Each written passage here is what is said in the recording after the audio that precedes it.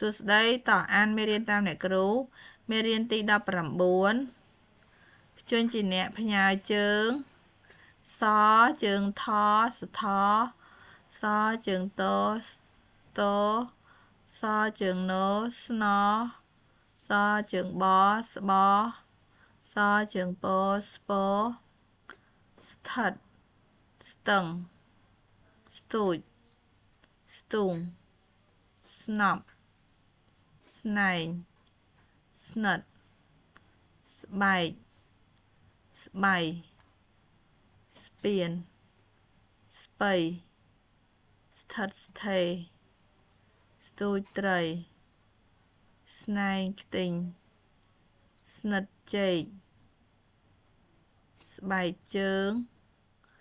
ស្បៃរឿងស្ពៃក្តោបស្ពានអាកាស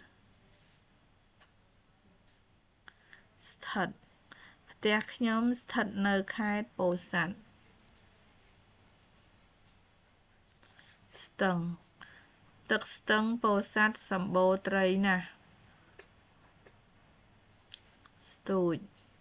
ពួកគាត់កំពុងស្ទូចត្រីនៅក្រោយផ្ទះខ្ញុំស្ទូងពួកយើងកំពុងស្ទូងស្រូវក្នុងស្រែ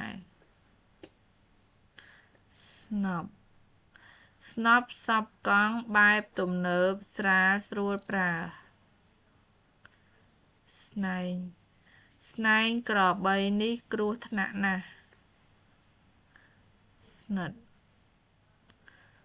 ក្រូច3ផ្លែនិងចេក3ស្និតនេះត្រៀមយកទៅវត្តស្បែក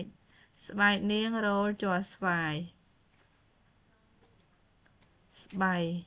ស្បៃសក់ពណ៌សនេះស្អាត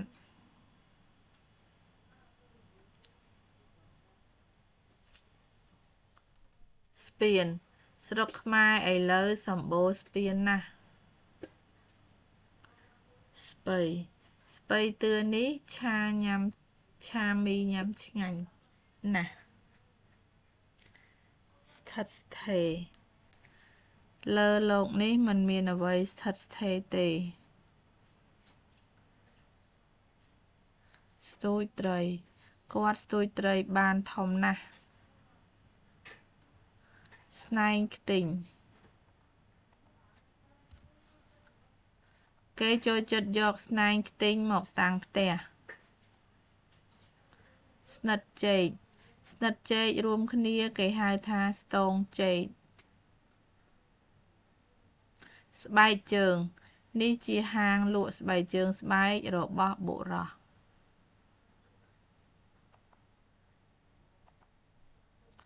ស្បៃរឿងផ្កាស្បៃរឿងជាផ្កាដែលនាំលាភសំណាងស្ពៃក្តោបស្ពៃក្តោបមាន2ពណ៌ស្ពានអាកាសពេលជិះលើស្ពានអាកាសម្ដងមានអារម្មណ៍ថាស្រស់ស្រាយណាស់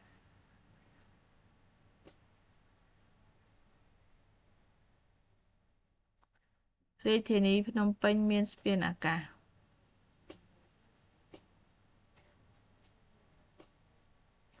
សាមញ្ញខ្ញុំស្ទុះស្ទាទៅស្ទូចត្រី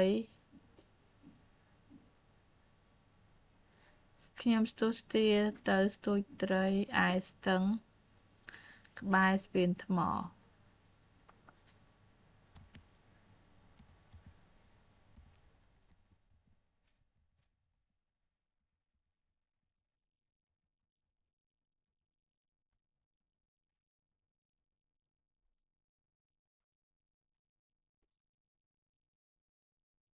នារីកាន់ស្បៃពាក់ស្បែកជើងទៅបេះស្បៃរឿងនិងដកស្ពៃ